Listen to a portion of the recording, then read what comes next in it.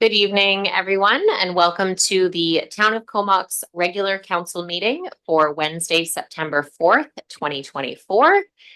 This is our first meeting back since summer, so it's nice to see everybody in council chambers this evening, including the public. We respectfully acknowledge that the land on which we gather and work is the unceded traditional territory of the Comox First Nations, the traditional keepers of this land. Just a reminder that we do have a public hearing this evening at 6 o'clock across the way at D'Astaire. So we'll be taking a recess or break to go over into that public hearing for 1966 Guthrie Road. This evening, we have no late items, so I will get a motion to approve the agenda for September 4th. And a seconder, moved and seconded. Any questions or comments on the agenda this evening? All those in favor? Opposed, and that passes unanimously. Thank you. So we have two delegations with us this evening. The first delegation will be Nancy Henderson and Aaron Penner from Urban Systems, and they are going to be presenting us with the Comox OCP and Complete Communities update on the work that Urban Systems is doing for us on those two items. So welcome to Nancy and Aaron. We'll just give you time to set up there, Nancy and Aaron.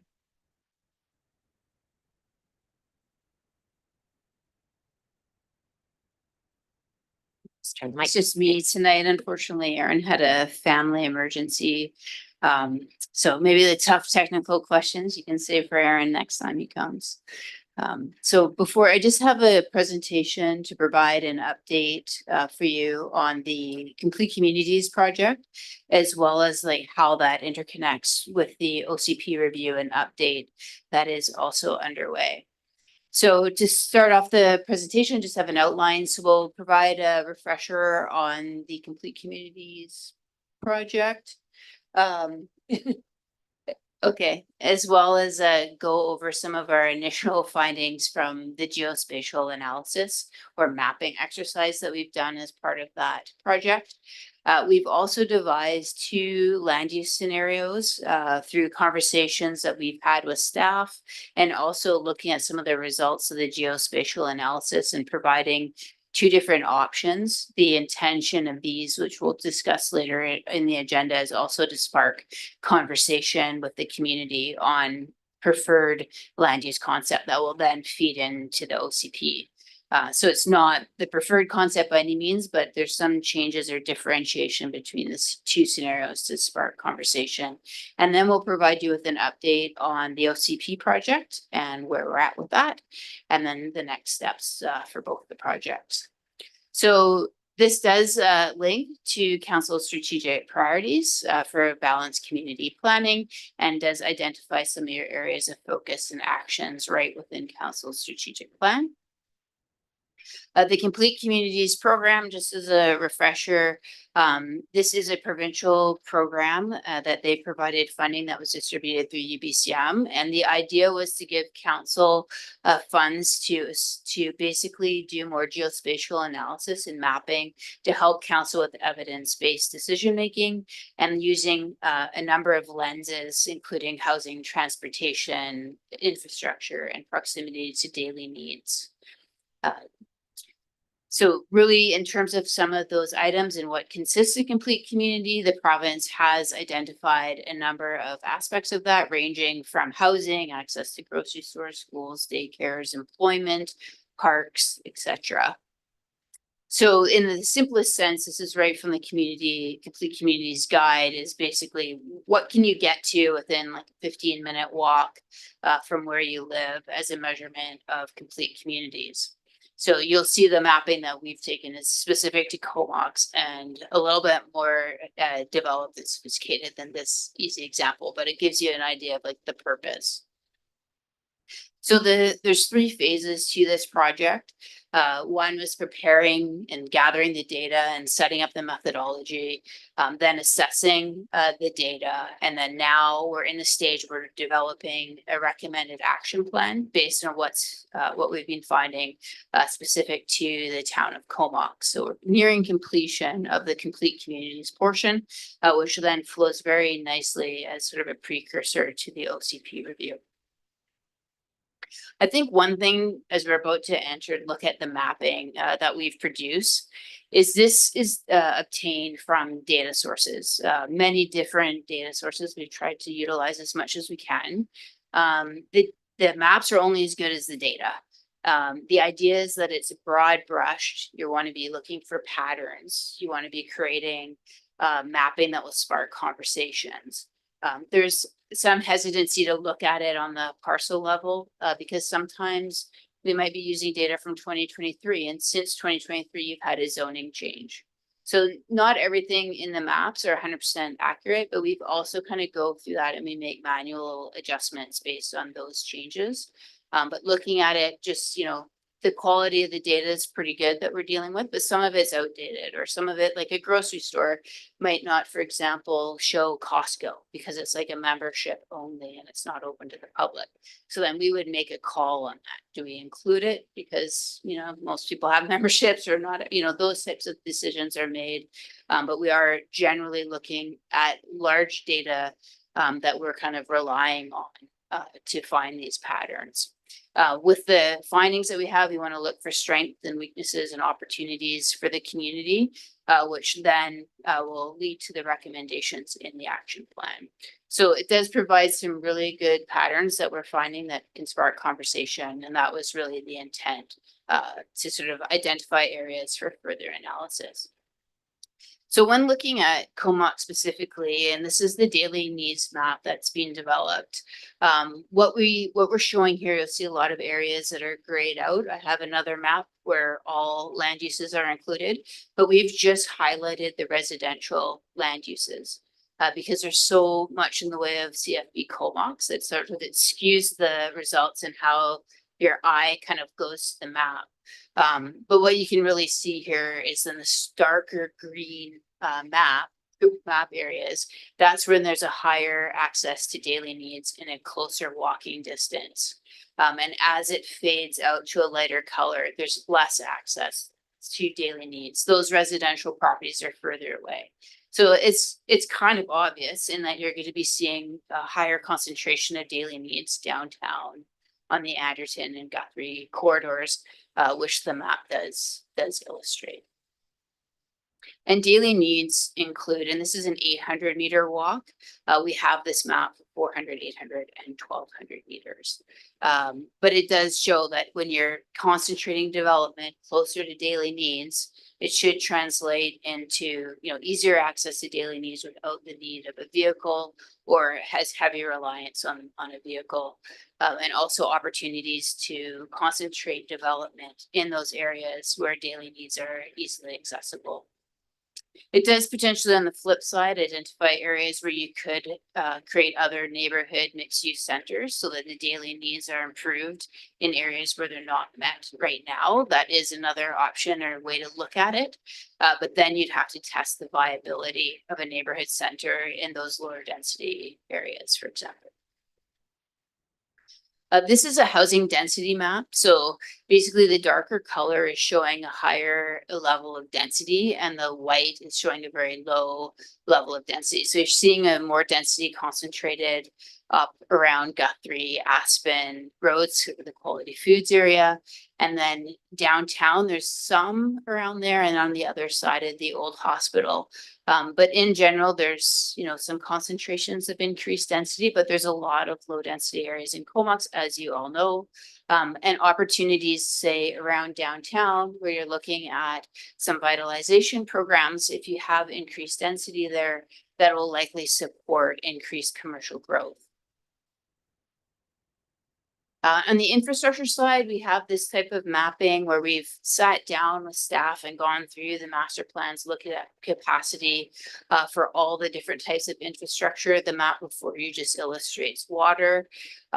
We have, in some cases where it's sort of like a stoplight map. Comox's water in general is in quite good shape comparatively to other communities around the province. You have some really good fire flows. And then there are some improvements that are identified that might trigger that yellow or orange color. But we haven't found, it doesn't necessarily mean it's dire. If you're seeing a lot of red on your map, it would be a larger concern.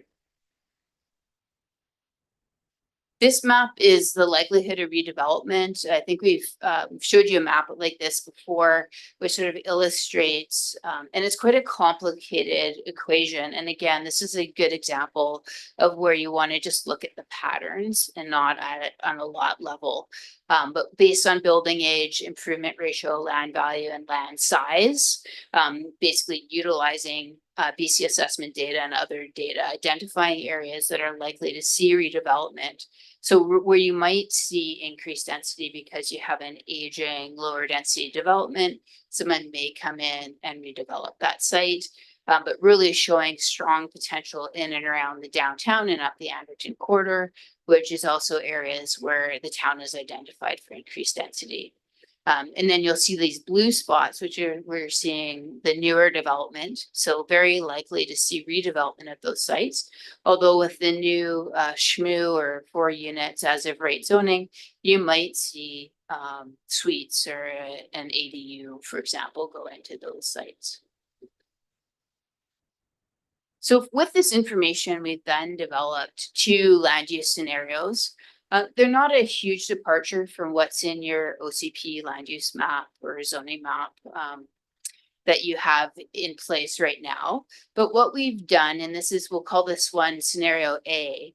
Let me see, do I have a pointer? I do. So I want to identify some key differences between the 2 maps. So scenario A, you'll see an orange corridor sort of linking the bottom of Anderton up towards Anderton and Guthrie that we've kept residential with some commercial nodes in the pink. Our concern was that we have another in scenario B, that all being pink, so allowing mixed use along the whole corridor. One of our concerns with that might be drawing away development potential from downtown because there's only so much commercial demand and office demand that the town's going to see. So we're just putting that out there. And the idea is to get feedback, from council and the community about what they like about each of these scenarios. The other thing we've done, and this doesn't take away from, this is just an idea, and it doesn't take away from existing zoning that's already in place and developments that may or may not proceed.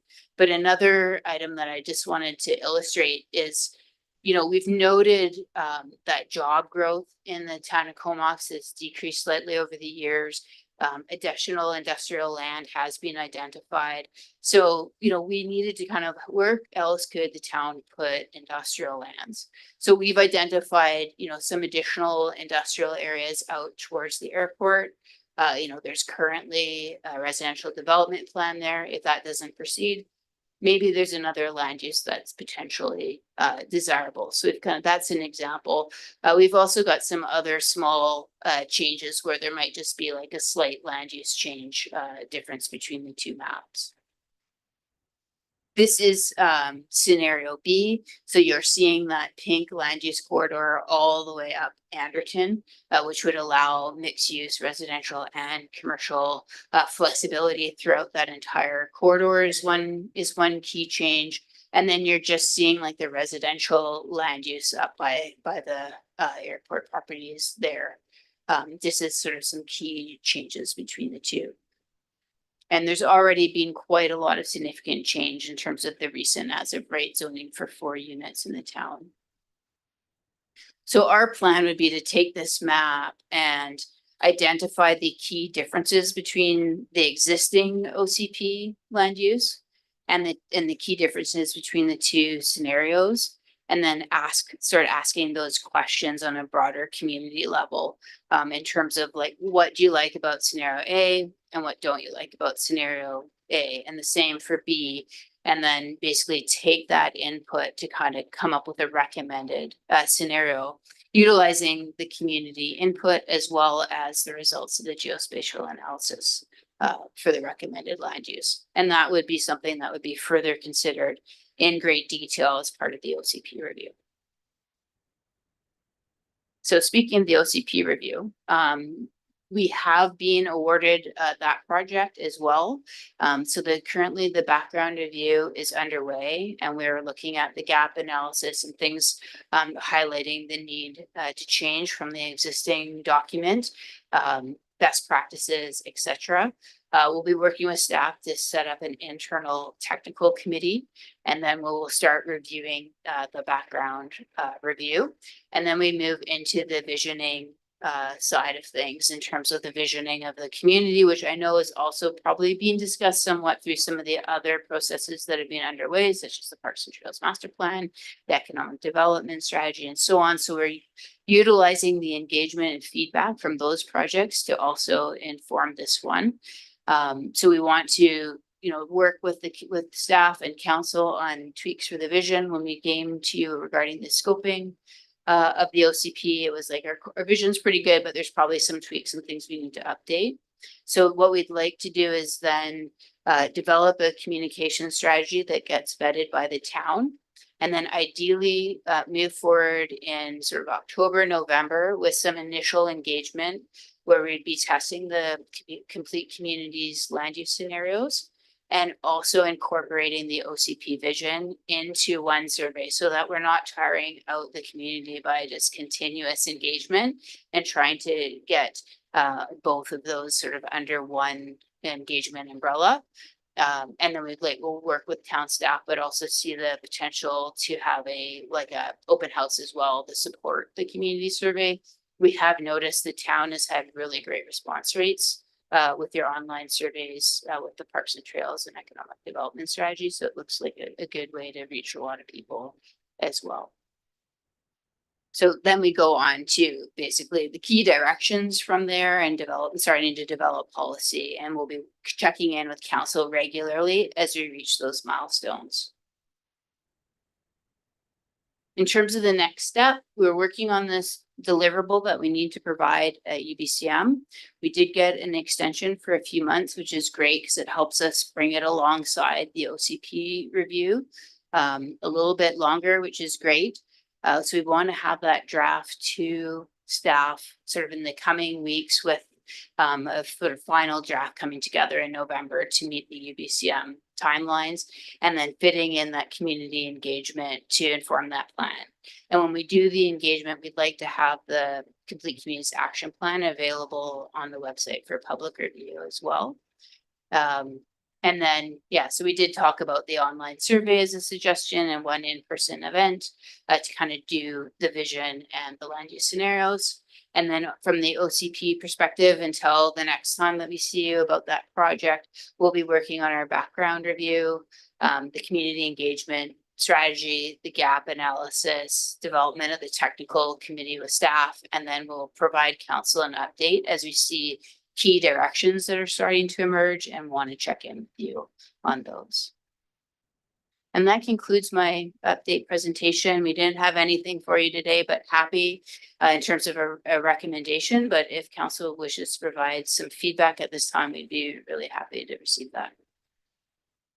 Thanks, Nancy. It's kind of the first time we're all seeing it, so I'm sure there'll be some good questions and wanting some follow-up on those maps. They'll need to be kind of explored bigger on our screens to really understand some of the numbers. Councillor Grant with a question, and then Yeah, Councillor I'm Haslett. just wondering, I've got a couple of people, one in particular that's said, I've got this piece of land and I want to rezone it, and the OCP's coming up, and he phones me every couple of weeks and it's just like, what's going on? What do I do with this guy? Do I send him to you, Jordan? Where do we go with this? Yeah, I mean, this particular analysis, we really want to be looking at the data and it's sort of a data-driven exercise. But I mean, it's good to know, especially as we get into the OCP, what people's ideas are and kind of how it aligns with where we're going. And if it does make a lot of sense and it's got a lot of support, then it makes sense to try to take care of that land use designation as part of the OCP process. So it's good to know, and we'll have opportunities too for the development community and other stakeholders to participate in the plan. I think the key message would be that the plan needs to be completed by December 2025. We should be having a preferred land use map, sort of in spring. So it would be good for them to be involved in the engagement, and we're happy to talk to them. I just don't want him left out. I don't know what you would think or where it would go, but he should have a say at least. So should I get him to phone you, or should I tell him to phone Jordan? I don't want to talk to him anymore. I don't want to tell him. Yeah, we're happy to talk to individual. I mean, what we don't want to do is promise, individual meetings in the hundreds. But I mean, if it's a key development site, we're happy to like hear from them, but also letting them know that there will be opportunities for engagement and we're definitely going to be available at those events and would welcome them to come. I guarantee he thinks it's a key site. Counselor Hazlet and then Counselor Mayor. Thank you. I understand that a lot of these maps are data driven and everything comes from multiple sources. You did mention some of the stuff's from 2023, as far as the age is concerned. Where is the majority of this GIS coming from? Well, a lot of the GIS, especially when you're looking at like the likelihood of development mapping is coming from BC assessment data. So in terms of like building assessment data, land assessment, building age, that typically is coming from BC assessment, but we have like provincial databases and federal databases, quite a long list in terms of even sometimes we could utilize Google Scrapes as well for like businesses, for example. Okay. And then how much future how much future projection goes into a lot of this planning? One of the big questions we get a lot of times is, where are there going to be enough doctors? Are there going to be enough schools? Can we handle the capacity? And I understand, the capacity comes and goes, and sometimes we've got more than enough, and sometimes we don't, especially when it comes to the schools. But do you guys reach out with school districts and that to determine whether or not they've got enough spaces to house kind of the people that are coming through, especially where kind of the different scenario of the plans of where this housing is going to go? Yeah, through the chair. Yeah, thanks for asking that question because I kind of left out one key next step. So one, in terms of that land use, those two land use scenarios that we illustrated on the screen, one of our next steps is also looking at the sites that have high probability of redevelopment and assigning densities to those sites. We're mostly focused on residential because of Bill 44 and where the province is focused right now. But what we're looking at is the 20-year housing needs that are being identified in the next delegation on the agenda. And sort of we need, in accordance with Bill 44, to be able to prove out that you're pre-zoning lands to accommodate that 20 years of growth. So we'll prove that out as part of this initiative in terms of capacity to develop. We obviously can't control if people come forward with the application, but proving out that there's capacity there based on proposed zoning that needs to be aligned with the OCP by the end of next year. In terms of the school question, it's something that we've brought up and had conversations with at the staff level, and something that as part of the OCP school district consultation is a requirement and highly recommended. I think with the growth that Comox is seeing, there is now starting to be concern regarding school capacity, I think in the Comox Valley. So that's going to be a really good conversation.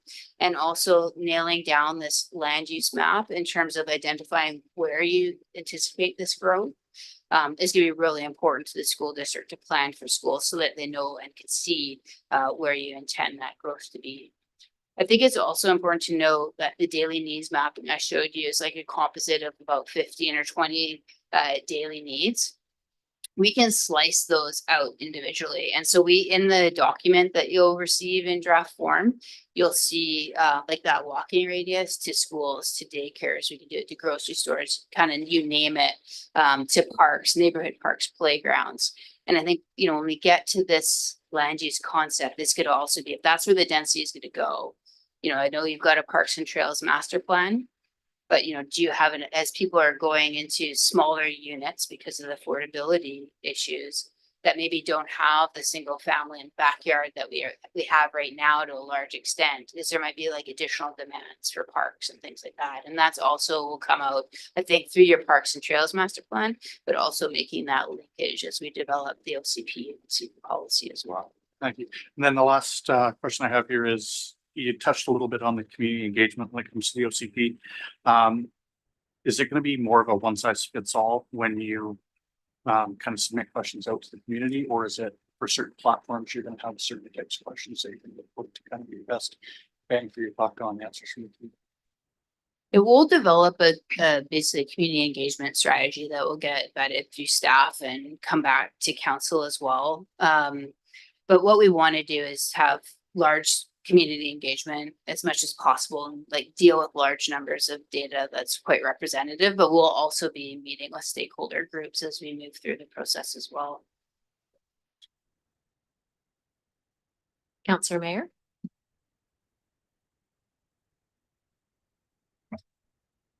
Thank you for the presentation and for all of this work. I'm looking forward to seeing the report. Will you also include some of your assumptions? Yes, in terms of the data and the methodology, so as you see, I think in some of the maps, it's kind of like what we'll have like the methodology, what does this mean? You know, how, like what data was used exactly? Well, that's a big part of this because it's important to understand the assumptions and methodology when you're using this for decision making. Thank you. And then somewhat related, we're in a bit of an awkward transition, as you know, where we have some developments coming before us before we have all of this information.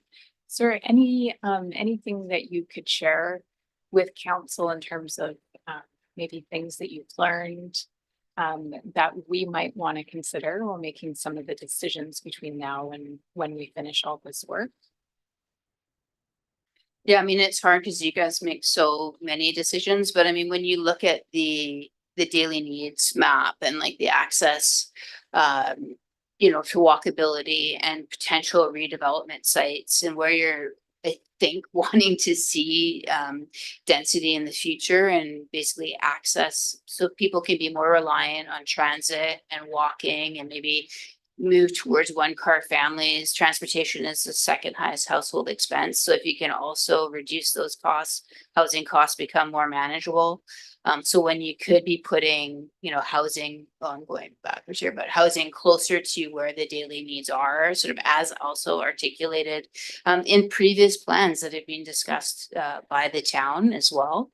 I think those are good decisions. When you're seeing density away from daily needs, you know, that might be something that you really want to think about. And in terms of, is there a transportation network? Is it revenue positive? You know, if you're going to low density development, for example, can you afford to extend that infrastructure out to those areas? Or do you want to concentrate your development and density where you already have good infrastructure? That's great. Thank you very much. Councillor Blacklock? Yeah, thanks, Nancy. I was just, can you go back to the slide that shows the water capacity, or water supply issue? So, yeah, on that slide, are you gonna do a similar infrastructure kind of analysis for sewer as well? Yes, we have one for sewer. We did identify through the SHMU analysis of the 4 units as of rate zoning, you know, the western foreshore as well. And then we have the eastern foreshore, sort of around downtown where there's a much needed capital project as well. We understand there's some further discussions, you know, with the regional district regarding some sewer transmission. So sewer is a bit of a hotter topic. The water was put up there strategically. But yes, we will be having a discussion, and there's much more detail in the action plan around the infrastructure, and it also identifies, you know, some of the projects that are needed. You'll see also like it is meant to be an action plan. It's not like it's a high level infrastructure analysis, and then it will encourage additional and future work. And some of that's updating, you know, your water and sewer models as well. Because I think as you're pre-zoning now for 20 years of growth, understanding your infrastructure has become way more important than when you're reacting to development applications. So the tables of the game has changed. And so you kind of have to up your tools to deal with that change as well. Well, because, you know, one of the concerns obviously that we have is us under Bill 44 will be that our sewer and water systems do not have the capacity to add up to 13,000 units, right? If everyone built out. So my concern is we've asked for exemptions for Carthew and for Lazo. Have we got an answer back on either of those? Not yet. Okay. So on this map, that's identified as only a moderate water concern. right? But so, and then in sewer, I would hope it would be a very high water concern, because that would, one of the ways to get these exemptions is to really kind of hit that home. So we'll wait to hear back from the province on those. And I thank you for your work on this today. It's funny, we talk about 15-minute cities. I always thought of Comox, having gone other places in the world, that Comox is already a 15-minute city. You can walk end to end quickly of this town, both east and west and north and south. So it's good to see that, we were already well on our way to meeting these goals. So that's good to see.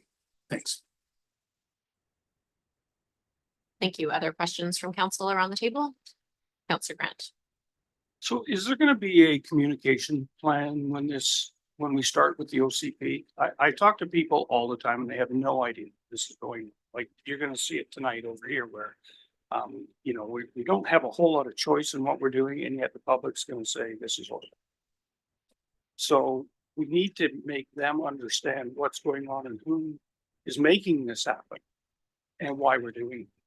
So I assume there'd be some communication involved in that, but I just want to make sure that we don't miss that piece. Through the mayor, that's, when I was saying engagement strategy, it'd be engagement strategy and communication plan. I see coming before council with this piece tonight is sort of step one. And then we will start, as we do the complete communities and visioning engagement, scheduled for around October, November. That will be a way to launch, but we'll also be having ongoing communication and website updates as part of the process as well. Thanks, Nancy. And it would be helpful to get some of these maps and presentation after, so we can kind of have a preempt for what's coming in October, November. Just a quick question on the scenarios A and B that have been provided. Are those pretty much what we can expect on the October, November report? Or is there potential for something other than kind of those? It sounded like the Anderton corridor or commercial and the industrial lands being added to were the two key points. Are those kind of set in stone and they'll just be built out farther with more data, or are those still kind of in the works of they may or may not be the final product that comes to us in October, November, so we can think about those kind of two key things? If council or staff wants to see changes to those preferred land uses, like, we're happy to work through that as we come up to that date. I think it's just important to note, like, there to spark conversation more than anything. Our goal is to have the draft action plan available to council and staff before it goes out to the public. So if you have any questions at that time too, we can work through them. It is intended to be drafted at this stage, and then we'll have final revisions once we've heard more from the community, and council has another opportunity to comment. It would definitely be helpful for us to see it before it goes to public, because the thought is we've already seen it and had the time to input on it. So that's helpful. Thank you. Thank you very much. Looks like there's no further questions for Nancy. Thank you for the update on those two items. And our next delegation is from Andrew Scanlon Dickey, and I believe Alana is also online from the CVRD. Welcome. And this is a presentation for our Town of Comox updated housing needs report from in partnership with CVRD. So welcome, and we'll give you a moment to set up and get started. Thank you. Great. Thanks very much, Mayor Minions. Andrew and I are here this evening to present the town with your updated housing needs report. This report is part of the compendium of reports that we've updated, one for each of the municipalities and each of the electoral areas, as well as a regional report. This work was undertaken within the Regional Growth Strategy Service. And just to note, really happy that Nancy's delegation, the timeliness around that work. The completion of this housing needs report puts the town in a very good position, as she said, to incorporate your requirements under Bill 44 within your OCP. And also to consider the work that Nancy's doing with you in complete communities relative to the 20-year projection that the province has included as an update to this report. So I'd like to give you a chance to hear from Andrew for the whole 10 minutes of the delegation, so that you can really dig into the findings and have some time for questions of Andrew. So with that, I'd like to introduce Andrew Scanlon Dickey. Andrew is with Turner Drake and Partners Limited. Andrew and colleagues completed our original housing needs report back in 2020, and here they are again. Thanks very much, Andrew. Alrighty. So yeah, thank you, Alana, and hello everyone. Good evening. My name is Andrew Scanlon Dickey, and I am the manager of our planning division here at Turner Drake and Partners. I'm going to be going over kind of broad strokes of what is within the housing needs report to make time. I'm not going to go into too much detail, so if there's any questions at the end, I welcome those. And I imagine as I go through this, given that I'm kind of on the other side, is it okay if I just say next slide and then that will be suffice? Yes, that would be great. Thanks, Andrew. Excellent. So that said, next slide. All right. So as Alana said, in 2020, the CVRD produced housing needs reports for each of the regional district's communities, and Turner Drake belonged to the team that produced these reports. And so again, in 2023, Turner Drake had the privilege to be on this project again to do an update to the data work specifically for all of CVRD, including within the scope of work, the town of Comox. As part of the first iteration, we had to follow the rules or the requirements set by the Housing Needs Report legislation in 2019. And in late 2023, as has been mentioned a few times, we got to learn of Bill 44 and the amendments therein for the Local Government Act. And so there's been a handful of new requirements set for housing needs reports, specifically the interim reports that are needed prior to January of 2025. Most notable of the new requirements, and Nancy made reference to this in her presentation, is that communities must now use a standardized approach to identify 5 and 20-year housing demand, among other less technical requirements. Next slide. So as I go through this presentation, I'm going to speak a little bit about some housing trends, mostly related to home ownership and renter data. Then we'll speak a little bit about demographic trends, both historical and what's anticipated based off of BC estimates or estimates provided by the BC government. Then we'll go into that conversation about what is the demand for dwellings over that 5 to 20-year timeline. So next slide, please. So when we talk about home ownership, Comox experienced sustained housing price appreciation since 2016. So it's been occurring before, during, and after the pandemic. So prices rose about 42% from 2016 to 2019, and then another 46% from 2019 to 2022. So further demonstrating that kind of sustained growth over those periods. In 2022, and I speak to 2022 because based off the BC assessment data, that's the latest point that we have. But the median house price at that time was $723,800, up from $495,600 just 3 years prior. Next slide. When we talk about the increase in price, while it's a pretty strong indicator of the change in affordability, it's not the only element in question when determining whether a price is affordable or not. What we need to consider is also the change in incomes, and then the elements related to mortgages that may influence affordability, like interest rates. And so with all those factors at play, we do a little analysis to determine or estimate the gap between what could be afforded by the median income and the median incomes of different family types and the actual purchase price in a given year. And so the chart below provides a glimpse of, or an estimate of, how this gap between the solid blue line, which is the actual price, and how it differs or how the gap is widened between it and what could be affordable by different family types. And so what we see is that from 2012 to 2016, there was a fairly consistent relationship between these elements. But from 2016 onward, based off of prevailing interest rates and a set of mortgage assumptions, that gap between the cost of local housing for home ownership has greatly widened from what can actually be afforded by the median resident.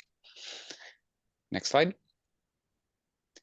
For renting, Median rent has grown about 16% from 2019 to 2023, albeit a lesser rate than what's actually been observed from 2016 to 2019, which was plus 23%.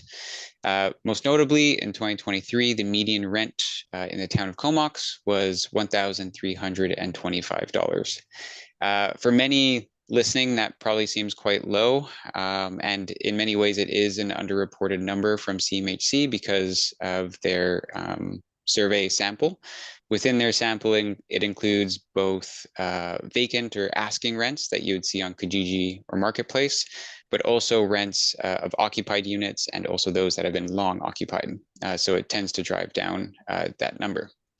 So what's usually very important to look at in lieu of the median rent is the change in vacancy rate. Or in the case of the town of Comox, the kind of no change in vacancy rate.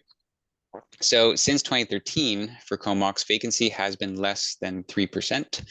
The healthy range of vacancy is considered to be 3 to 5%. And so anything less than 3 is considered a landlord market. So there's greater demand than supply. And so tenants are put into, I guess, more dire situations in terms of rental housing. And all in all, what this means is that there is a rental deficit within a community. Next slide. So that's what's happened kind of the last few years in terms of prices and availability, but how does that relate to demographics, the amount of people in the community, and how might the total population look in the future? Next slide. So in 2021, and so we use BC estimates provided by BC government, but we tie them to the census years. Reason being is that the calculations that are required of us to perform the 5-year projections do use 2021 as the baseline year. So we just use 2021 to create consistency. So in 2021, Comox, again, based off BC estimates, was home to about 15,265 residents. This is up 5% from 2016. There was growth across most age cohorts or age groups, with growth in seniors and among family-aged persons. Projections suggest that this may increase to 18,595 people by 2041, which is a 22% increase over those 2 decades, which is equal to about an increase of 3,330 people during that time. So there's going to be an increase of demand, albeit it'll be gradual and likely in line with what we've seen historically, at least in the last 5 years, but Comox is anticipated to see that continued growth. Next slide. But where is that growth coming from? Just to understand those dynamics, growth trends are largely driven by interest from outside the CVRD to move to the CVRD, enough so to offset natural population losses. So the chart below, the green, orange, and red signify different types of migration or in-migration, if it's positive. And in the dark blue, that represents the relationship between births and deaths. So if it's a negative number, that means in a given year, there's more deaths than births. And this is tied to, across Canada, the trend of aging populations. But what we're seeing is that for quite some time, and in particular since 2013, 2014, we have shown growth across folks moving from other parts of British Columbia, other parts of Canada, and also from international locations. Next slide.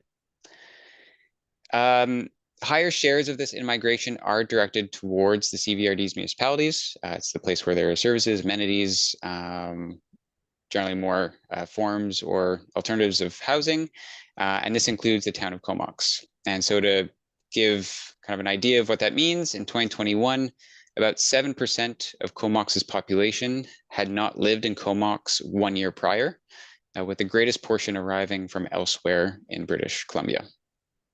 Next slide. So anticipated dwelling demand. Next slide. When we talk about anticipated dwelling demand, what we talk about is a set of calculations that is prescribed by the BC government, known as the Housing Needs Report Method. The method estimates the total number of housing units required over a 5 and 20-year timeline, and it is made up of 6 components.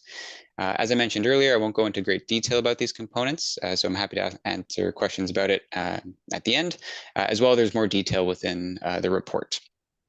But overall, the components indicate that there are units needed to address extreme core housing need in the town of Comox, units needed to address homelessness, suppressed households, anticipated growth over the next 20 years, rental vacancy or the lack of units or low vacancy rates, and then an element that the BC government terms as the demand buffer.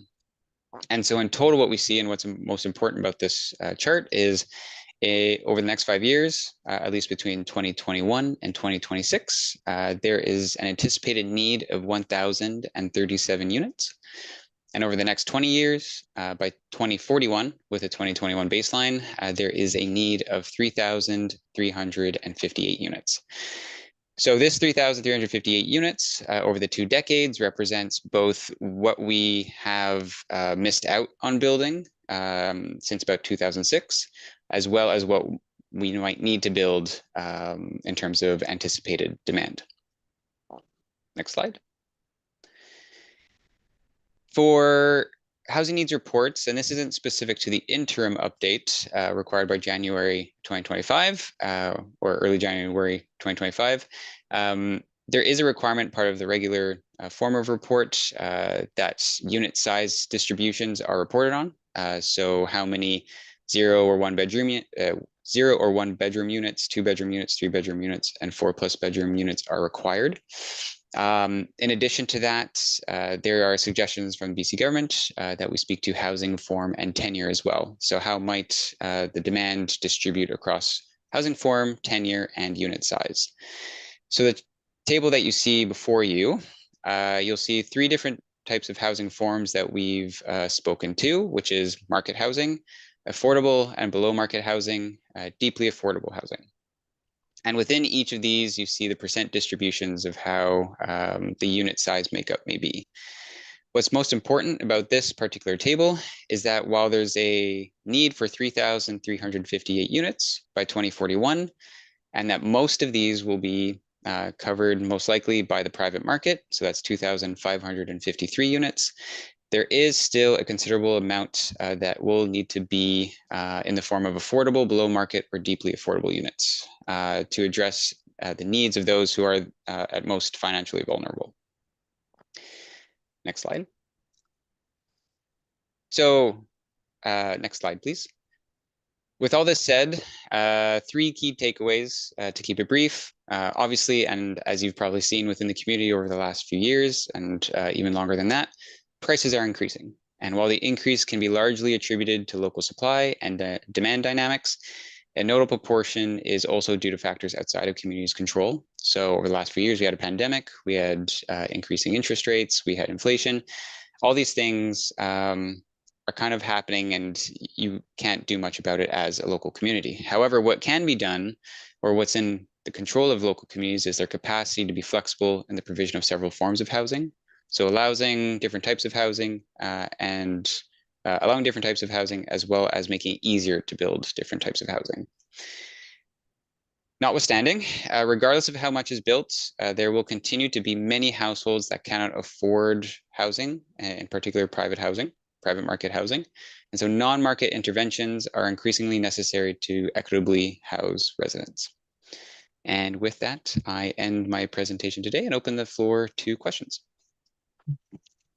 Thanks, Andrew and Alana. We have about 5 to 6 minutes for questions, so we'll go through this quickly. I just have a quick question on the population growth for what's expected. Was around 3,330 people, or kind of keeping to that 1 to 1.5% a year. But the household number of 3,358 is a variety of studios to 3 bedrooms. So obviously there's not a clear correlation between expected population growth and what the housing needs assessment says. So I'm just kind of wondering what the link is that makes those numbers quite similar, but obviously household to population would be quite different. Yeah, so when you're speaking to the calculations for the demand needed over the next 20 years.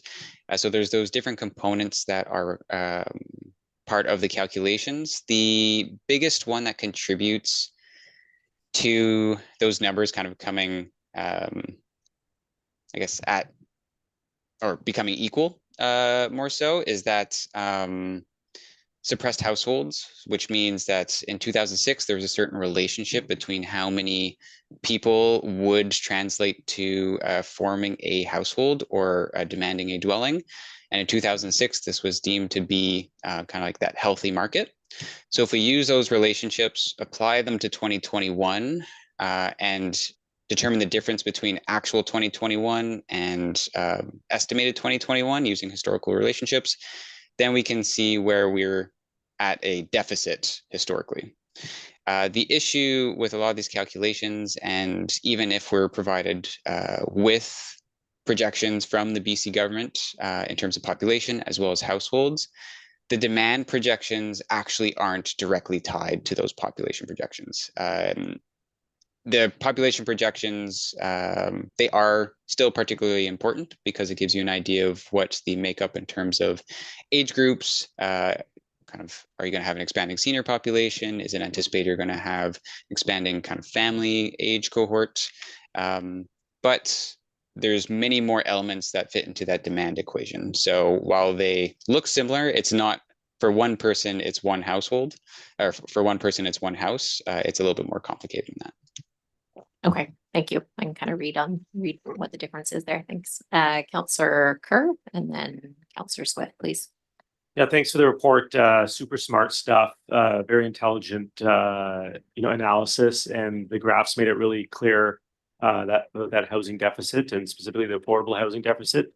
Just on that, the second last slide where you talked on the third bullet about the non-market interventions. Just wondering if you could expand on that and give some examples. Are you talking specifically about things like cooperative housing and other forms of non-market rental housing? Thanks.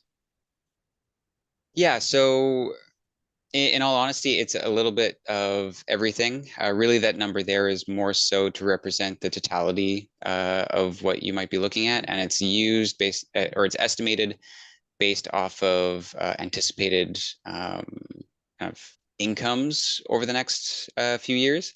And so if you're familiar with the HART program or the Housing Assessment Resource Tool, part of that is that they designate certain income categories, of which there's very low and low income categories, and they're determined to be those who are at most risk of housing need or housing instability.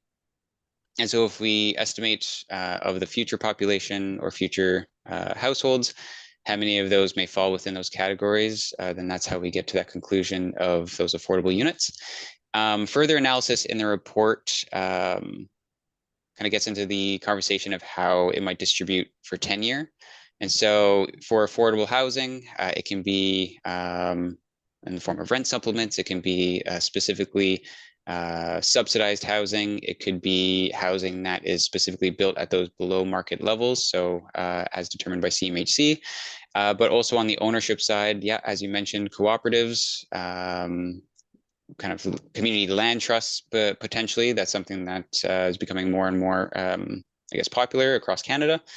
So really that number is the totality. And so we don't want to prescribe what the exact route forward is. That is within more so the control of the local government, but also, and this is something I hadn't put as part of the takeaway, but it's also a regional approach as well, because perhaps in Comox there might not be the capacity to do so, but in Courtenay there is, and a lot of that conversation also is related to the rural areas where, yes, we have these conversations, but the services and amenities in the rural areas might not be the best location. It more so becomes the municipalities.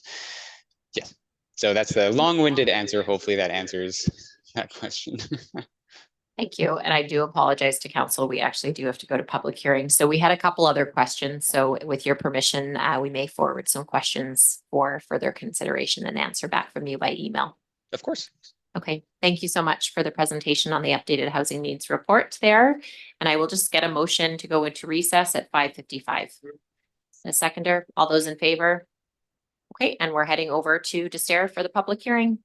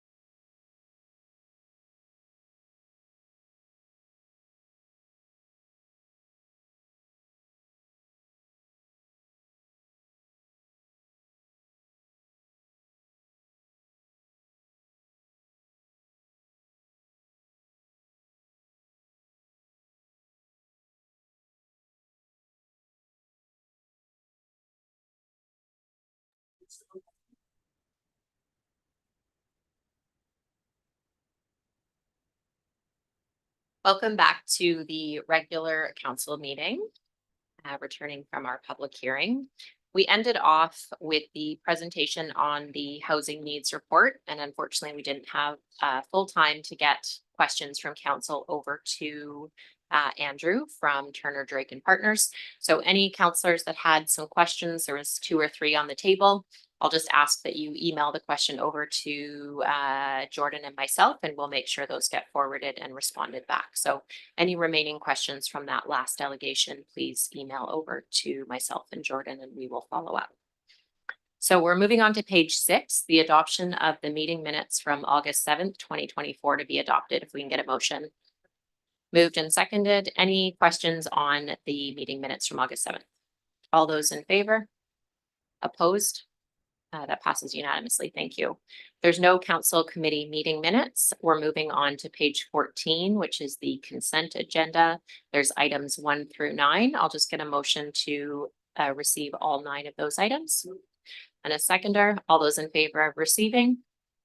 Opposed? And that's unanimous. And any items from council members to be pulled out individually, and you'll just need a seconder on those items. Councillor Swift. Thank you. I'd like to pull out number 2. Thank you. So that's for the Well, illuminated advertising. and number 4. We can just do, 2 and 4 together. That's correct. Same time. Perfect. I guess what I know the letter writer had asked a bunch of questions in her letter, and I know that we had some information about how this could be adjusted, and I'm just wondering where we're at with any of that. So. Over to CAO Wall. Yeah, thank you. We've already reached out and requested a change to the brightness.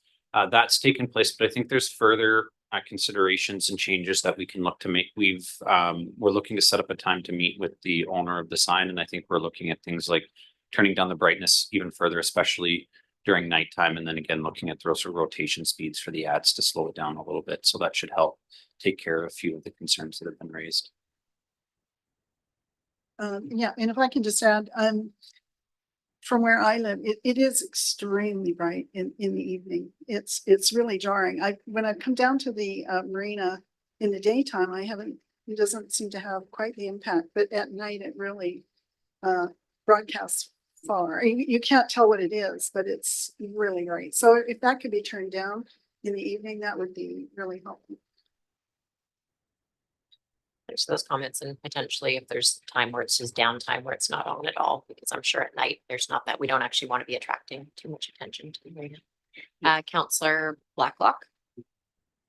I'd like to pull out item number 1. Thank you. This letter was submitted. It's just going into it's a citizen complaint about a possible decision regarding use of a secondary suite as a short-term rental. And I was just I wanted to ask the staff, what is the town of Comox's current policy today on short-term rentals? We don't specifically allow short-term rentals, but we do have an allowance for bed and breakfasts, which the definition of bed and breakfast encompass is a lot of what would be considered a short-term rental. I'll ask council to let me go back and take a look at this. This has been on the list of things to do with all the other planning items that have been going on, and that the director of planning, I haven't been able to get to this quite yet, but it is something I have on my list of things to look into and get back to both the letter writer and council. Thank you. Yeah, just to follow up, we've had a couple of people that have not sent in letters, but have called asking why kind of our Airbnb regulations don't match up with the province's regulations. So ours are even stricter. And I think there's legislation that has been passed that's looked into it in depth. So it would be nice to see some alignment if it was brought back to council. A question, and I'm not sure if we'll know the answer tonight or it can be a follow-up, but with owners not having to do potentially with the RZ 2410 that we're looking at today, if they don't have to do that disclosure anymore of occupancy of primary residence, I'm just wondering if that ties into the Airbnb or if that can be brought in. Like if there's any correlation to what we're looking at with our PR 2410 where there's not that form, the declaration form that has to be done for coach houses and suites for primary residents, if that would allow people then to do their Airbnb anyhow. I'm not asking that question in a simple way. I'm sorry, I'm unable to answer that right now. Okay. So I'll ask it offline, maybe more administrative. Counselor Grant. Well, I was still on number 2, with the illuminated sign, when Mr. Blacklock so rudely interrupted and moved on to number 1. But I'm just wondering if there's some way that we could actually have that turned off at a certain hour at night. I think that would stop a lot of issues. we'll have that conversation. Yes, thank you. My apologies, Counselor Grant. I too, I thought we were all good with, let's check and see if we can lower the brightness. I'll slow down and check in and everyone. Okay, so we're on 1. It sounds like that is being considered in future. Is there any other comments on letter 1, which is the secondary suite use as a short-term rental? Other items to be pulled out from the consent agenda from council? Okay, so moving on, we're on unfinished business on page 31. We have RZ OCP 23-2 and PR 24-9, the third reading report of the Comox Official Community Plan Amendment Bylaw 1685.11, Comox Zoning Amendment Bylaw 1850.46, and the Comox Phase Development Agreement Authorization Bylaw 2024, Aspen Hector Comox Subdivision and Development Servicing. So there is 4 recommendations there, 1 through 4, which we'll do individually. And is there any motion? The first item is that Comox Official Community Plan Amendment Bylaw 1685.11 be given third reading. I'll move that. It's been moved by Councillor Grant and a seconded by Councillor Swift. Thank you. Questions and comments on number 1 on page 31? No questions or comments. All those in favor? Opposed? That passes unanimously. Thank you. Number 2, that Comox Zoning Amendment Bylaw 1850.46 be given third reading. It's moved and seconded. Questions or comments on number 2 for third reading? All those in favor? Opposed? And that passes unanimously. Thank you. Number 3, that Comox Phase Development Agreement Authorization Bylaw 2024 Aspen Hector be given third reading. That's been moved and seconded. Any questions or comments on 3? All those in favor? Opposed? That passes unanimously. And number 4, that Comox Subdivision and Development Servicing Amendment Bylaw 1261.18 be given third reading. Moved. That's moved and seconded. And any questions or comments from council on number 4? All those in favor? Opposed? And that passes unanimously. Thank you for planning staff for getting those 2 amendment bylaws to third reading tonight. I know a lot of work has gone into that. There are no special reports this evening. For bylaw adoptions on page 127, we have PR 24-10 to amend building bylaw to delete form, I believe that's 8, owner's declaration of secondary suite and form 9 or 11. Good. Owner's declaration of coach house. That Comox Building Bylaw Amendment 1472.14 be adopted. It's moved and seconded. Any questions or comments on that update? All those in favor? Opposed? And that passes unanimously. And just a quick check with staff, is that Form 8 and Form 9 to make sure we got that correct? Thank you. Just making sure. Page 134 on new business, we're under the Northeast Comox Stormwater Pond, and there are 2 recommendations from staff there on the stormwater pond. Number 1, that the town of Comox continues to adhere to its previous resolution in regard to the stormwater management in the Northeast Comox development area, passed on March 18th, 2020, to endorse scenario 3, or developers are able to construct stormwater solutions either individually or jointly to service their properties. Is there a motion or recommendation, staff recommendation 1 has been moved. Is there a seconder? Seconded by Counselor Swift. Questions or comments on the recommendation? Counselor Grant. Just wondering if, I mean, this seems to me to come down to whether we should be putting money into putting this pond in or not. And when I'm reading these two recommendations, I'm a little bit confused because unless I'm reading it wrong, it somehow seems to contradict itself a little bit. So I'm not really sure what number 2 means if we leave the developers to do their own. And I'd also like to know what would the benefit to the town be if we were to do this? Is there a big benefit to our community? Can we collect a lot more tax dollars as we move along? Like what would make us want to do this? Through to CAO Wall and planning. Yeah. So I'll address the first part, which is the benefits of the ponds, benefits of larger ponds. So one of the items that comes out of having multiple smaller ponds is that the maintenance costs of multiple smaller ponds are much greater than one larger pond. So basically, if you have one larger pond rather than 2 smaller ponds, the maintenance costs long-term are 40, 50, 60% less. And so what that's going to do is it's going to decrease the tax burden for the people who are being serviced by the pond. What will happen when these ponds are created is anybody who is putting their stormwater into the pond will be required to pay for the long-term maintenance and replacement costs for it. So it doesn't go on to the tax bill of the general public or the organization's sort of general ledger. It goes specifically to the people who are going to be using that piece of infrastructure. Another benefit of consolidating the ponds is that you're going to require less amount of land to have one larger pond rather than 2 smaller ponds, or 2 large ponds rather than 5 or 6 smaller ponds. So you're going to get a higher yield of development lots out of the area, out of the entire area. And I think one of the other benefits to this is that it would take away part of the issue where developers may be looking at this and going, and they would all realize, well, this is a good idea for there to be cooperation in one larger pond, but you have that first mover problem where nobody has a big enough piece of the pie to justify moving to a larger solution. So you end up moving to a less efficient solution because you can't get that cooperation due to different timings, due to an inability to work together. And that's where the town, if we were to build and construct the pond, you remove that consideration, and it would likely lead to a more efficient use of land, and it would likely lead to, or there's a good chance anyway, that it would lead to a faster development, or you would see development in that area sooner rather than later.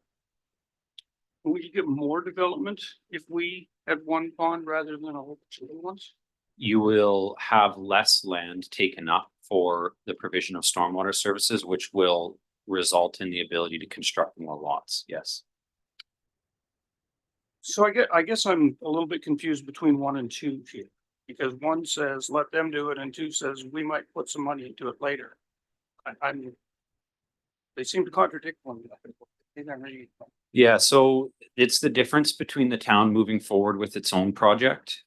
So recommendation number 1 is saying continue as per the recommendations and the system that was implemented, which allows developers to individually or jointly service their own properties. What 2 is saying is that if that gets far enough along where the town can now come in and contribute an extra 30%. So let's say developers are able to take this to 50 or 60%. And this is, the percentage would be determined by council at a later date, but maybe 1 or 2 developers are able to cooperate and get a pond to 50% of that max capacity. Now the town could come in and say, okay, well, we'll pay you to oversize the pond, and then we will take that excess capacity and we will sell it to developers in the future. So rather than it being a town project, it would still be a developer-led project, but the town would contribute to it in order to purchase excess capacity. And that would provide benefits to, the most benefit to the developer would be if the town were to construct, obviously. But I do believe that this does provide benefits to the developers because of that efficiency and cost of, rather than having to build 2, only being required to build 1 and have a guarantee that the town is going to come in with a level of capital funding, rather than having to coordinate across larger development groups who will have different timelines. Okay, thank you. Other questions from council on number 1? Which does tie into number 2 of keeping that open to being a partial funder. All those in favor of that town continues to adhere to its previous resolution in regard to stormwater management in Northeast Comox passed on March 18th, 2021 to endorse scenario 3, where developers are able to construct stormwater solutions. All those in favor? Opposed? And that passes.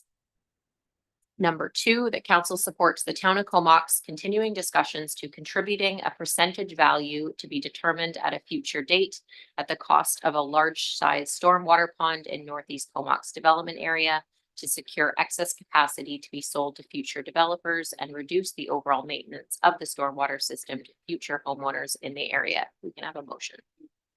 That's been moved and seconded. Questions and comments on part 2?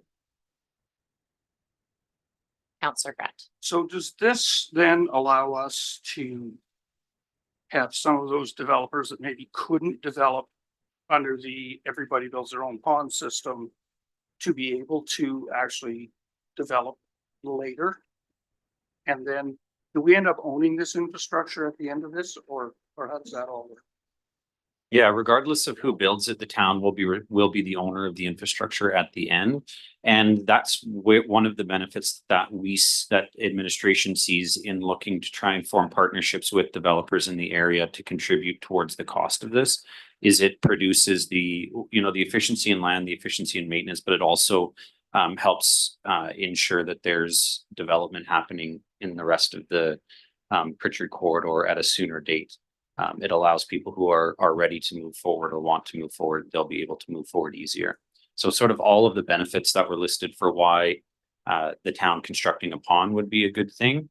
It's the same thing under this system. It's just comes in at a later date, and there's less surety that the town will be able to do this, because it will take a level of coordination amongst the private industry coming together in order to get it further enough along that the town is able to contribute.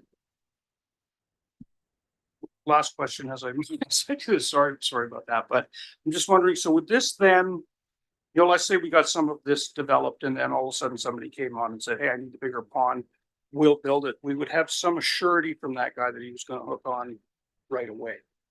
Whereas if we built the pond now, there's really no surety that anyone would build. Like I'm certainly would, but it could take a long time or whatever could happen, but this would give us some surety that we wouldn't be throwing our money into a hole and not seeing it back for a long time. Am I correct with that?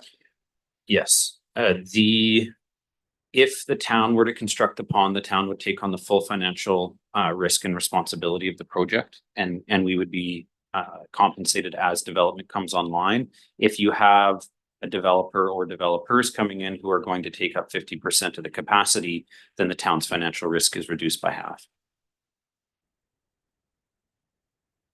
Thanks. And back in 2020, I know there was quite a bit of consultation going on at the time. That was the path forward, and the costs were about half. So now the cost to town at 6 million has doubled. So the risk is very high.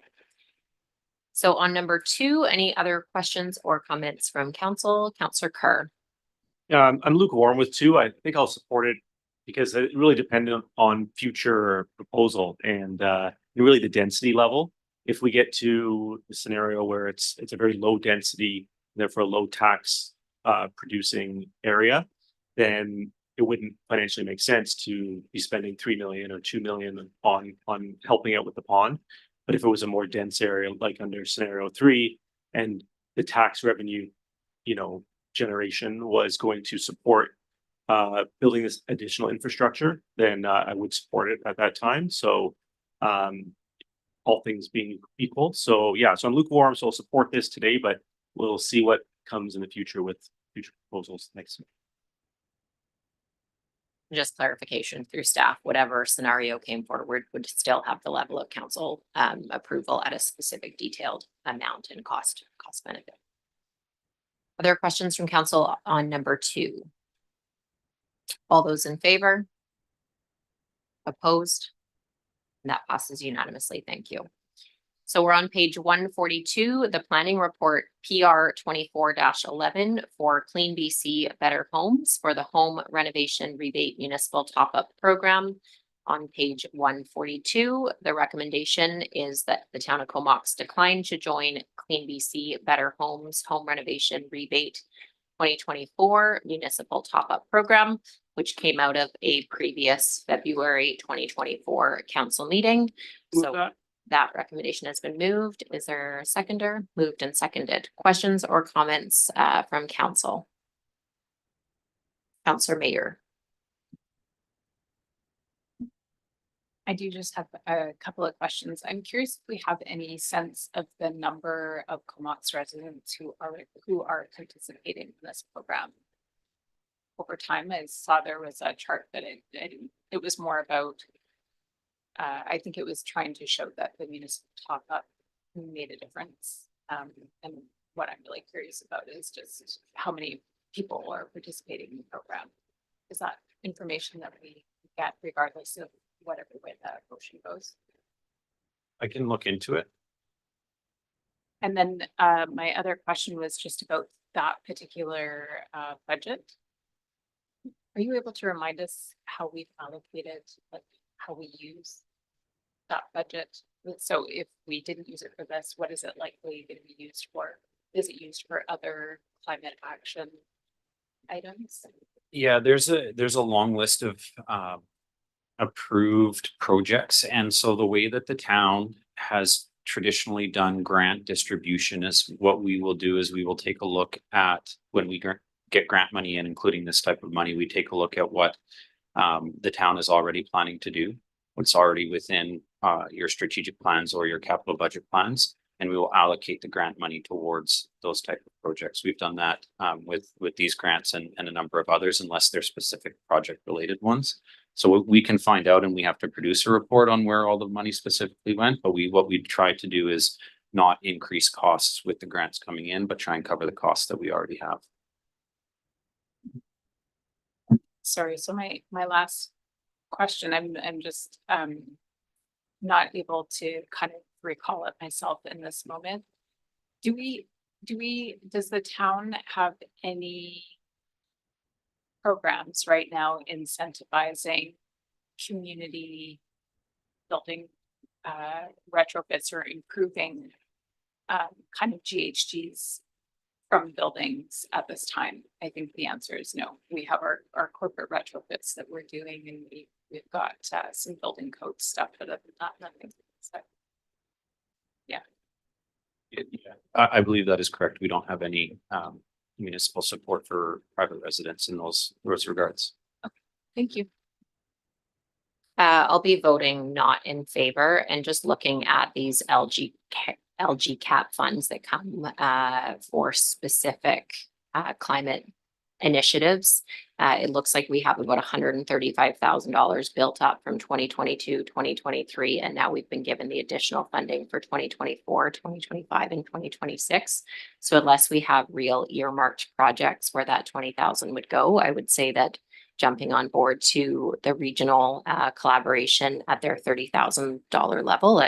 We've already declined 15,000 or 20,000, but we have funds there that are specific for these type of programs coming in. And I think that it's better for us to show that we're using them and not potentially get this funding in future for these type of initiatives. So there was a different range of programs that they would go for electrical heating, and they were very minor top-ups to households actually getting across the line to getting the work done.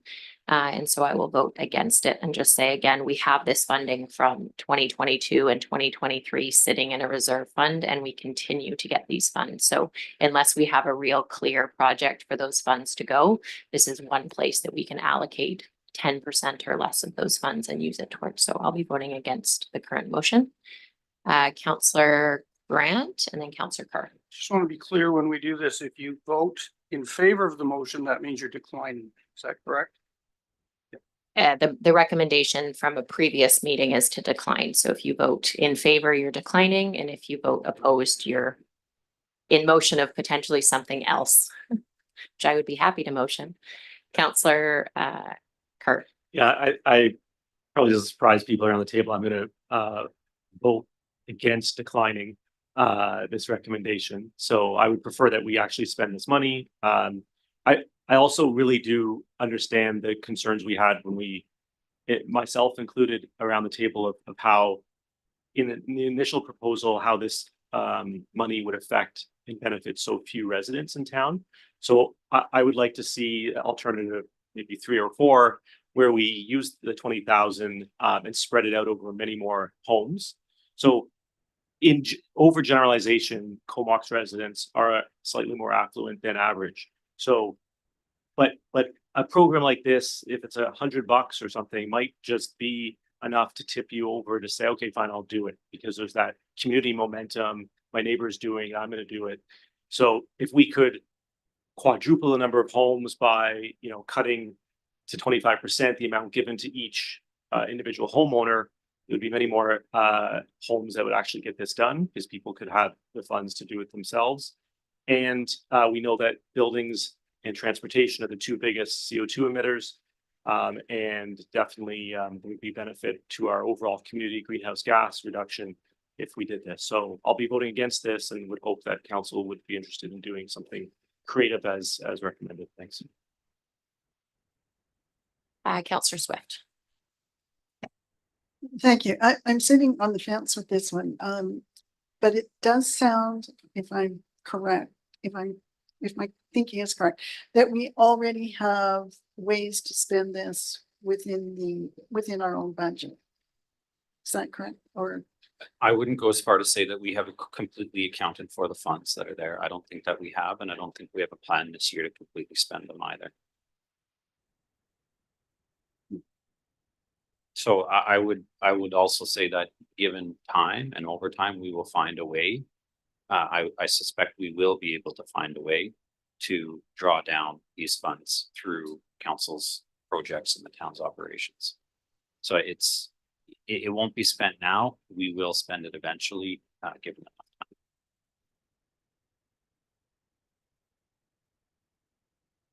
Other comments, Councillor Blacklock. Like, I still don't think we should participate in this program. It's using people's own money to bribe them to do something that if it was such a great deal, they'd do on their own. So I fundamentally can't spend money like that. Any other questions or comments around the table? So before we vote, just to clarify again, that the recommendation from staff from a previous discussion and meeting was that the town of Comox declined to join the Clean BC Better Homes Home Renovation 2024 Municipal Top-Up Program at 20,000. So if you vote in favor, it is to decline the program. If you vote in opposition, it is to either rediscuss what that would look like. So one of the alternate recommendations.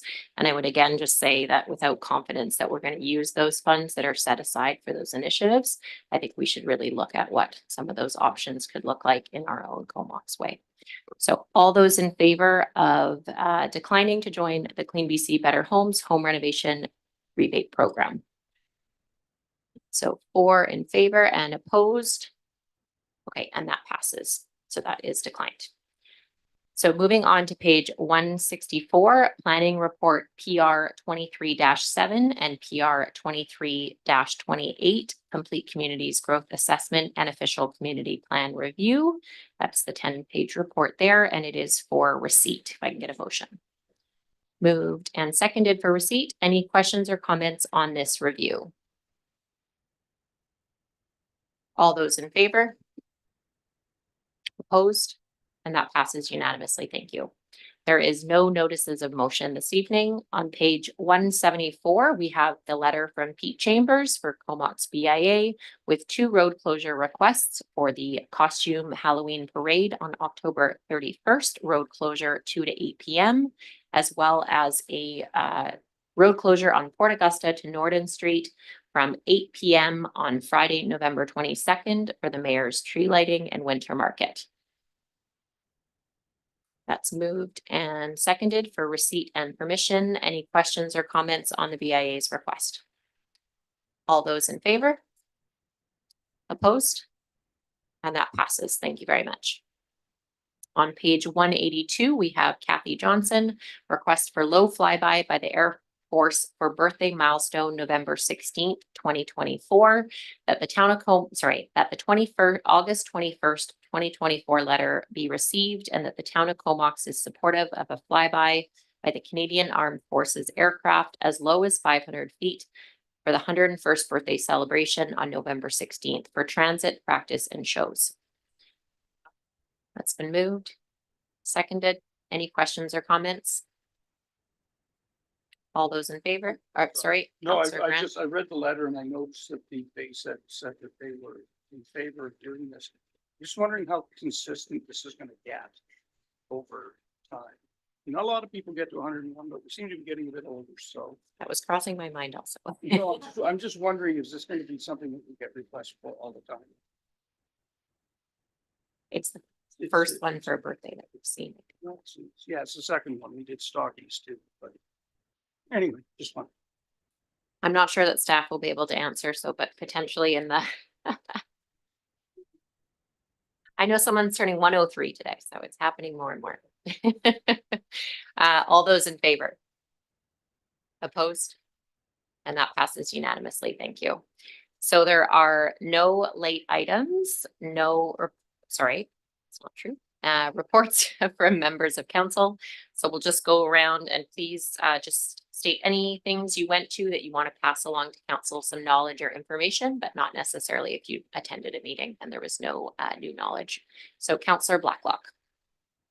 I attended the Comox Valley Justice Center Board meeting August 6th, and again August 6th was a staff meeting, August 22nd was the board meeting. Pleased to report that our new inspector, Scott Mercer, was in attendance and is very keen on referring cases to restorative justice. And that's something that hasn't happened in great number, but I'm hopeful that we'll get more referrals through the RCMP to restorative justice with Scott on our board. I also attended the CV substance use strategy meeting on August 7th. And I'm looking at organizing some events between the business community and the substance use strategy people on that one. So that's coming up probably this fall. And then August 16th, I came to the Pride flag raising at Town Hall and over at the Comox Rec. This past Sunday, I attended the Music in the Park. I hope some of you were down there as well. I was there for about an hour and it was very well attended. So hats off to our recreation department and Andrew for getting that event completed. And I thought it was really well attended. Of course, we had the Rotary Rib Fest and the CVX last weekend, and tomorrow is the Comox Valley Charity Golf Classic. Hope to see you out there. Friday. What's tomorrow? Okay, Friday. Councillor Swift and then Councillor Haslett. Thank you. I attended many of the similar events that Councillor Blacklock has reported on, but I have no official reports tonight. No official reports. Councillor Kerr, Grant, and Mayor on this side, please. I was happy to join Mayor Minions and be one of the judges at RibFest. That was fun. My daughter helped and definitely had some great time supporting a good cause. Thanks to the Rotary Club, Sunrise Rotary, for putting that on. Yes, in addition to the Pride flag raising event, I also walked with members of the clinic and other physician allies in the Pride Parade. It was a great event in Courtenay. And last but not least, we have our upcoming library board meeting. And so members of council, there's a small gift on the table, an I love my library button, and I encourage you to wear it with pride. Thanks.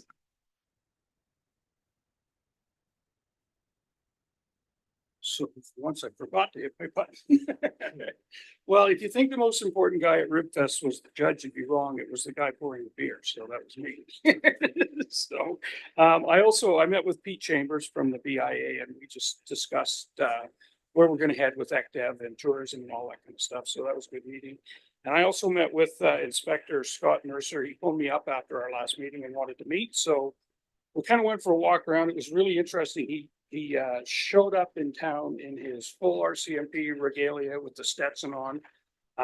And as he was walking down the street, he was popping into all the business, introducing himself, telling everybody who he was. It was a real breath of fresh air for our town, I thought. And what we discussed was really just having a presence in our community. And, you know, I think that'll go a long way to a lot of the issues that we have. And I said, you know, I don't think we need more speed traps and stuff, but just being here. Patrolling down at the park, we're getting complaints about noise at the park, so have somebody go down and just have a look at it. And he was really receptive to that, so I thought that was good. I really wanted to talk to him about what I feel is the inadequacy and how the pay goes, but it's really not his level. So, but it was a really good meeting, and I hope that we'll get the fruits of his knowledge as to what he's doing, because I think it's a really good start for us. So that's what I did.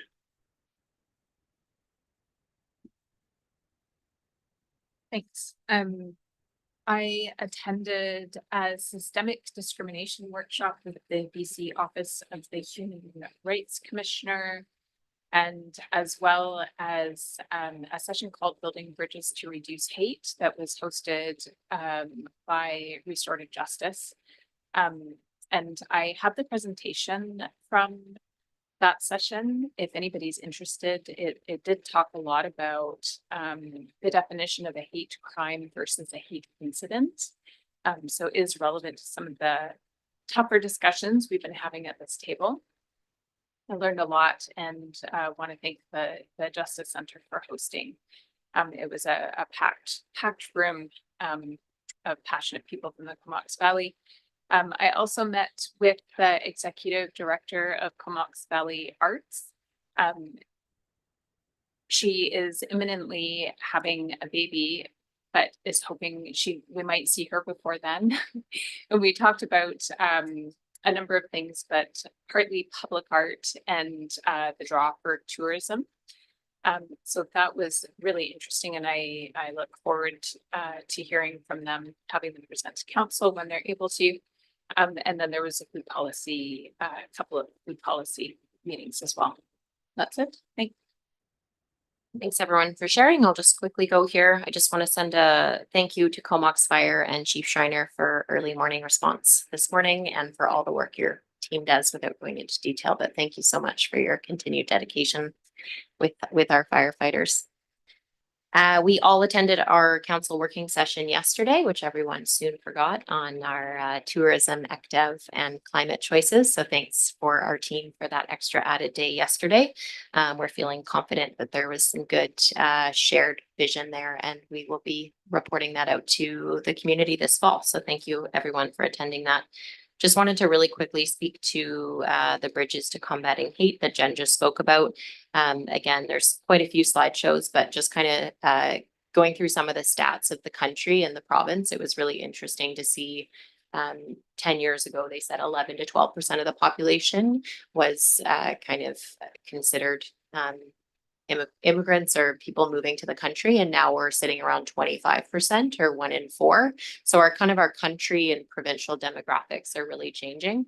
And the unfortunate thing that the workshop was focused on was there are more hate incidences than there were 10 years ago, but just some of the stats behind what our population looks like in a short decade time was really interesting to see, because unless you see some of those stats, you don't really notice what the population changes that are occurring. And we were reminded, of course, we were all immigrants unless we were born here, Aboriginal, First Nation. So there was some really great stats shared along with what's happening, and they were valuable stats to really think about 1 in 4 people being newer to the country in the last 10 or 20 years, coming from all around the world. So lots of different cultures coming to our community and our country to live peacefully. Went to the cadets graduation at HMCS Quadra, which they had 3 during the summer, but this final one was their largest of the summer, and they said probably largest in the last 5 years. There was over 400 cadets that were here from our local Comox Valley and then across across the country. I learned a lot because I didn't know exactly what they did at that cadets session, but they do tons of leadership training, tons of seamanship courses. People were basically getting training on how to potentially join the military or the Navy. And it was just a really fascinating half day to see how much they actually do at HMCS Quadra with youth about 14 to 18. So it was a really nice graduation ceremony, and they plan on just growing year over year as long as the program is up and running in Comox. Attended the Pride flag raising, and the 2300 Mission Road project had its opening, which is 48 units that Comox Valley Transition Society will be running. Those are 1-bedroom, 2-bedroom, and 3-bedroom units at 80% of market.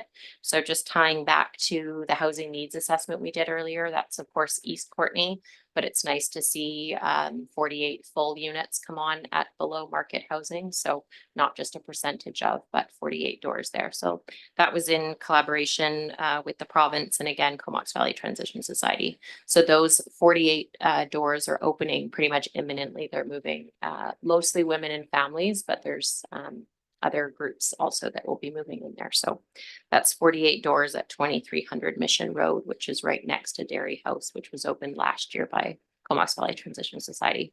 So that's kind of what's happening near the hospital there. There's lots of buildings going up, and they were only announced in the last year. So yeah, 48, 80% market rentals going in there for families. And that is everything. We have no media questions. Do we have any questions from the public? Perfect, thank you. So I will ask for a motion. There is no in camera this evening. So motion to adjourn the meeting at 7:46. Okay, all those in favor? Opposed? Thank you.